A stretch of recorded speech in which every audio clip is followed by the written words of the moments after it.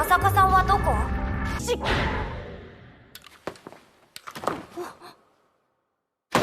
？Yogiri, just an average high school guy, suddenly finds himself in a crazy situation. Dead bodies everywhere, bullets flying around. His only worry, finding Asako, his caretaker, in this mess. He heads towards a room and sees Asako in trouble. But before we delve into that, don't forget to hit the like button and subscribe to our channel for more fantastic anime recommendations. A woman's got a gun on her, but Yogiri, instead of freaking out, happily walks up to them. The woman warns him not to move or she'll shoot Asako. But suddenly, some weird waves show up, and the woman drops dead. Asako confused but alive. Suddenly, Yogiri wakes up in a panic. His classmate Tomochika tells him things went south on their class trip. Their classmates are lying dead, and there's some strange stuff going on. Yogiri notices a weird object sticking out of one of his classmates. He investigates and then sees something wrapping around the bus. He thinks it might be a huge snake or lizard. He throws something at the pierced classmate, and the strange thing reacts. Outside, a giant wyvern shows up, ready to cause chaos. In a moment of panic, Tomochika hugs Yogiri. Surprisingly, this triggers something in Yogiri's mind.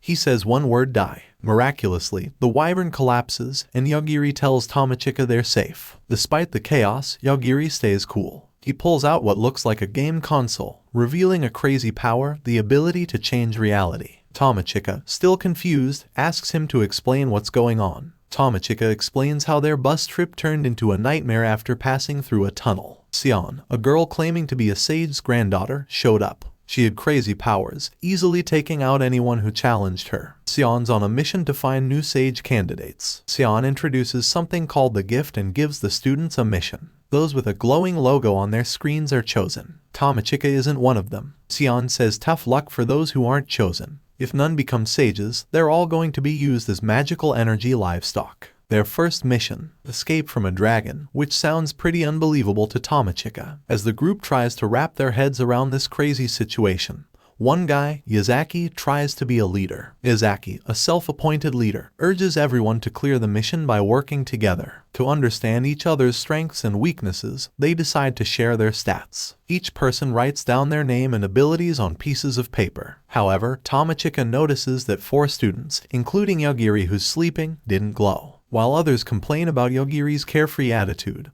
they all decide to step outside the bus. Tomochika stays behind to wake up Yogiri. The other girl suggests leaving him, but they hear 2 guys arguing outside. Yazaki, the apparent leader, refuses to let the 4 non-glowing students join them. Despite protests, Yazaki, displaying his gift power, breaks the bus chairs to show his strength. He explains that he's a level 1 but much stronger than the 4 non-glowing individuals. The other girl suggests protecting them, but Yazaki reveals a shocking plan. He instructs the girl to use her charm ability, making them popular with monsters. This would attract a nearby dragon, giving the glowing students a chance to escape. Tomochika, shocked by her friend's apparent betrayal, realizes Yazaki must have forced her into it. Yazaki locks the bus door, leaving Tomochika and the others inside. As they attempt to open the door, a crashing noise outside startles them. Tomochika fears it's a dragon, but Yogiri calmly mentions that according to Yazaki, it's now safe outside. Confused, Tomochika questions Yogiri about his actions. He casually reveals that the dragon crashed and died.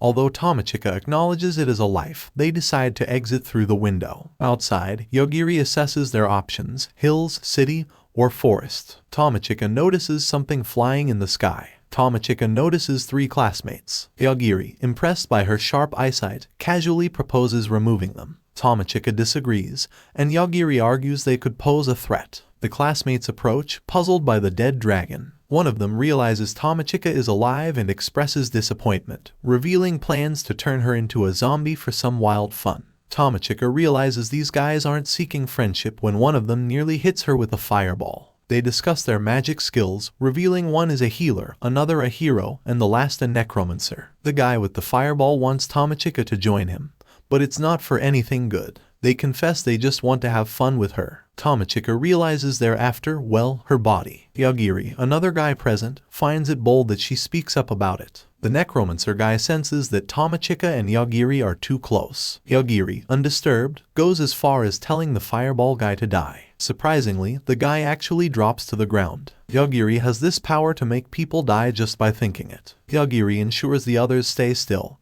and when the necromancer attempts to check on his friend, Yogiri instructs him to perish too. Only Fatso remains, and Yogiri cautions him that he'll meet the same fate if he moves. Yogiri assures an explanation of his powers and asks Fatso to confirm if the others are genuinely dead. Fatso possesses the ability to instantly heal things, but even his magic falls short of reviving the fallen guys. Tomochika becomes upset with Yogiri when she realizes he's the one who killed a dragon earlier. Yogiri brushes off Fatso as too dull, so he clarifies the situation to him. Fatso complains, but Yogiri defends himself, stating he only took that action because they attacked him. Yogiri reveals his power, it's called instant death, and he can make anyone meet their end just by thinking it. Fatso finds it impossible, but Yogiri is eager to put it to the test. Fatso eventually gives up but then tries to attack Yogiri with magic. Yogiri intervenes and clarifies that he can also sense if someone intends to harm him. With both abilities, he doesn't need to identify who's attempting to cause him harm. Fatso succumbs, shedding a few tears, and Yogiri wonders why they're so cocky with their powers. Fatso discloses that this is their second time in this world.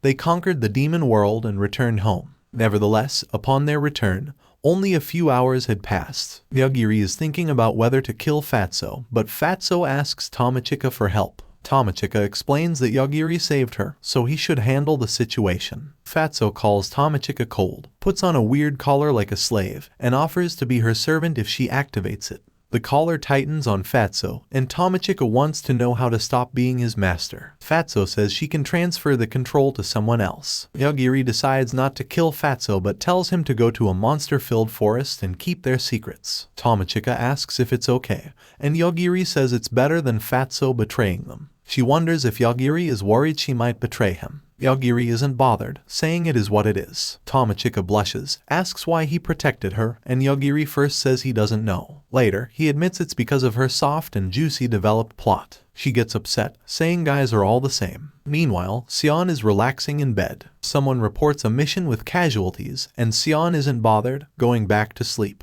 And don't forget to like, subscribe, and stay tuned for more thrilling adventures. Until next time.